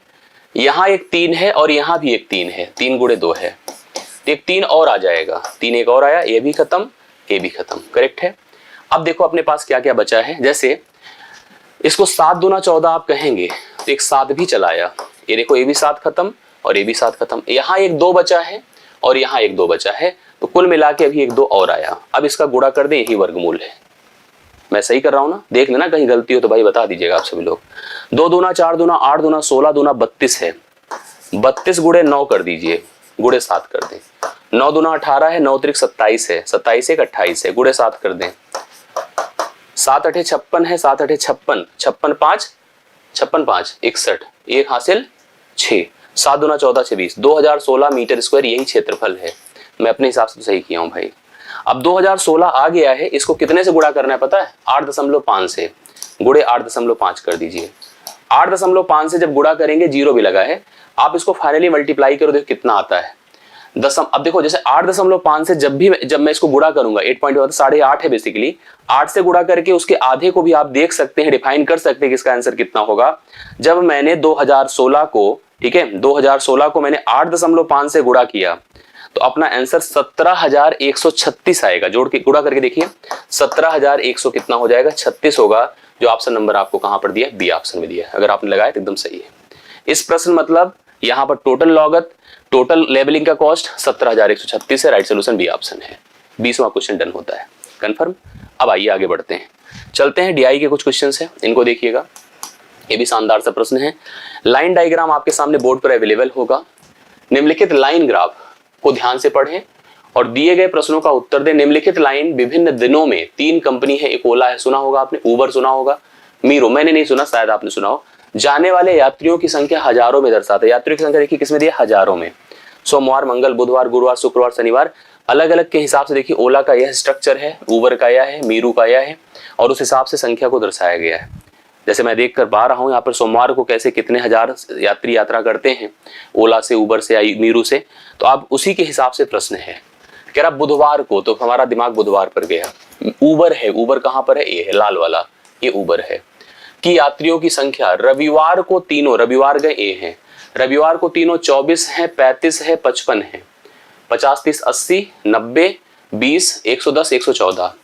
जोड़ा तो कितना है बताइए? 50 30 80 20 100 और 100 हो गया, और 5 4 9 9 5 14, सही तो 114 है। कि सभी यात्रियों की औसत संख्या से कितना अधिक या कम है। औसत निकालना है तो औसत सबको पता है कि योग बटा संख्या है। औसत योग बटा क्या होता है? संख्या होता है। औसत बराबर योग बटा संख्या। मतलब 3 कंपनी थी, 3 कंपनी की यात्रियों की संख्या टोटल 114 था, बटा 3 करें, 3 3 9 3 8 24, 38 आया। 38 से कितना कम है या ज्यादा बताइए? ज्यादा है। आपको साफ साफ दिख रहा है। यहाँ पर बुधवार को कौन सी कंपनी है? उबर। उबर में 66, यहाँ पर 66 अभी 1000 लिखेंगे, 38 घटा दें, 16 से 8 8 हुआ, 16 से 8 कितना हुआ? 8 हुआ, और 5 से 3 2 हुआ, 28 हुआ, और 1000 लगा दे तो 28,000 है। 28,000 बी ऑप्शन इस प्रश्न का राइट सोल्यूशन है। 28,000 बी ऑप्शन राइट सोल्यूशन है। आप 21वां नंबर डन करिए। 22वें पर चलिए। सप्ताहांत मतलब सप्ताह के एंड में, जो वीकेंड कहते हैं नहीं हम लोग, वीकेंड जिसको कहते हैं शनिवार और रविवार। आज ही शनिवार है, कल रविवार है, तो वीकेंड ही चल रहा है। फिलहाल हम लोग को क्या वीकेंड है? हाँ, आज भी कहो पढ़ा दें, कल भी कुछ ना कुछ पढ़ाना होगा, कोई वीकेंड नहीं। ठीक है, वीकेंड कारपोरेट्स के लिए है, जो कंपनियों में काम करते हैं उनके लिए है। मस्त हैं, शनिवार से खुश हैं। ठीक है, हम लोग अभी शनिवार रविवार को और प्रेशर में आते हैं और पढ़ा दें आप लोगों को। ठीक है, और आप लोग पता नहीं क्या करते हो, पढ़ते हो कि नहीं। यह पाया जाता है कि मीरू के 20% यात्री, ये मीरू मैंने नया शब्द सुना है, मीरू के जो 20% यात्री है ऑटो का प्रयोग कर लेते हो। जो रेगुलर चलते हैं ना, वो कहते हैं हम शनिवार रविवार को मीरू से नहीं जाएंगे, बहुत महंगा है, आराम से चलते हैं, जल्दी नहीं जाना है। 20% यात्री ऑटो से का प्रयोग करते हैं, सप्ताहांत में मीरू के यात्रियों की संख्या ज्ञात करो। तो पहले सप्ताहांत मतलब ये दोनों दिनों की बात कर रहे हैं, और मीरू को ध्यान दीजिएगा। मीरू मतलब ये जो ए बना है 22 और 24 दोनों जोड़ दिया तो कितना आया, दोनों जोड़ दिया 46। 46 का 20% यहां पे बोला है ना, सप्ताहांत के मतलब ये पाया जाता है कि मीरू के 20% यात्री ऑटो का प्रयोग करते हैं। तो सप्ताहांत में मीरू के यात्रियों की संख्या जो ऑटो का प्रयोग नहीं करते हैं, मतलब मीरू से ही जाते हैं, उनकी संख्या हमको बतानी है। तो 20% का मतलब कहां है, ये 20% क्या होता है 1/5, मतलब 5 में से 1 यात्री जाते हैं मीरू से, ऑटो से। तो 5 में से 4 यात्री जाएंगे किससे, 4 यात्री जाएंगे आपके कहां से, 4 यात्री जाएंगे मीरू से। तो इतना हो गया। लेकिन ये आपके पास संख्या देखिए कितनी है, अच्छा बटे कितना कर दो 5, लेकिन इस संख्या को 1000 से गुणा करना पड़ेगा क्योंकि आंकड़ा किससे 1000 से है। 5 से इसको डिवाइड कर देंगे, 5 दूना 10, 200 हो गया। इसका गुणा कर दी, देखिए 4 दूना 8 है, या जैसे भी कर दिए, 8 छंगे 48, 8 चौके 32, 32 4 36, 36,800 यहाँ पर यात्री मीरू का उपयोग करेंगे, जो कि ऑटो का उपयोग नहीं करेंगे। ठीक है, इस प्रश्न का राइट सोल्यूशन आपका 36,800 है। 22वां प्रश्न डन होता है। अब आइए 23 पर। सभी दिनों में ओला के यात्रियों की संख्या, सभी दिनों में जो ओला के यात्री हैं, ओला के यात्री आप देख पा रहे हैं, ये जो बना है यही संख्या अभी मैं डायग्राम से बताता हूं।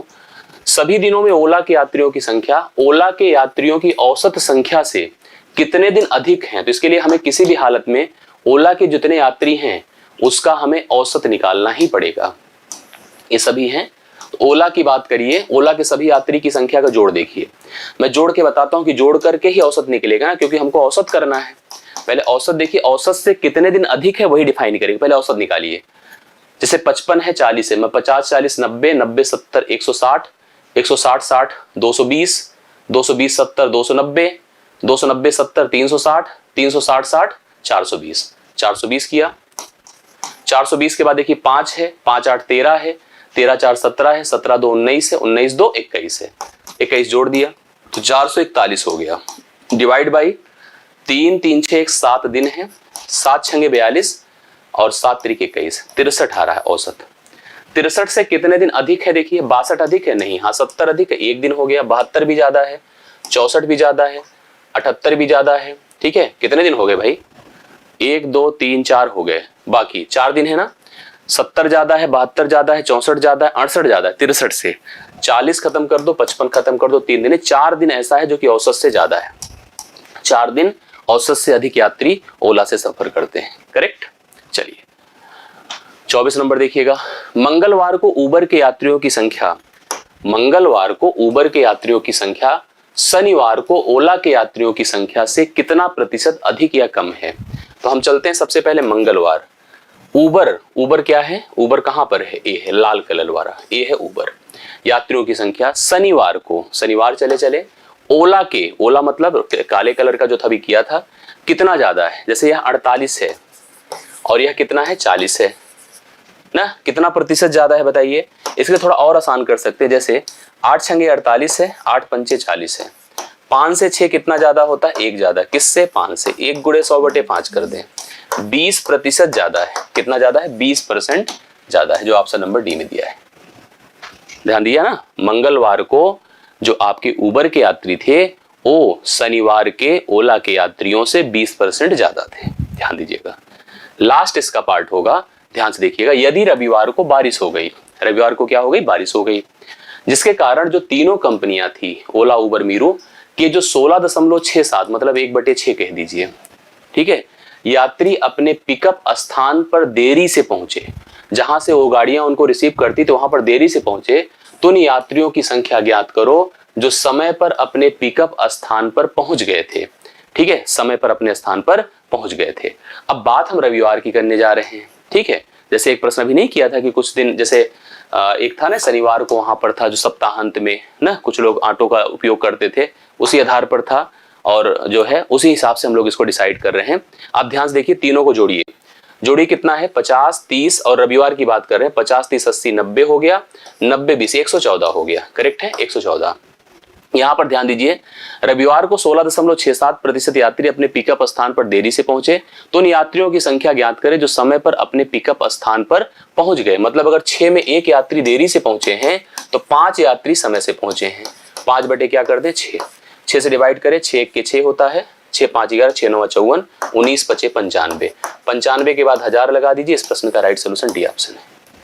डी ऑप्शन 95,000 इस प्रश्न का करेक्ट हल है। 25 नंबर डन होता है। आप अपना नंबर लिखकर बताइए कितने नंबर आपके सही हैं, कितने गलत हैं। रिस्पांस देखना जरूरी है। बाकी कैसा लगा आप लोग बताइएगा। यह आज के सेशन का अंतिम प्रश्न था। बहुत बहुत धन्यवाद जुड़ने के लिए, समझने के लिए।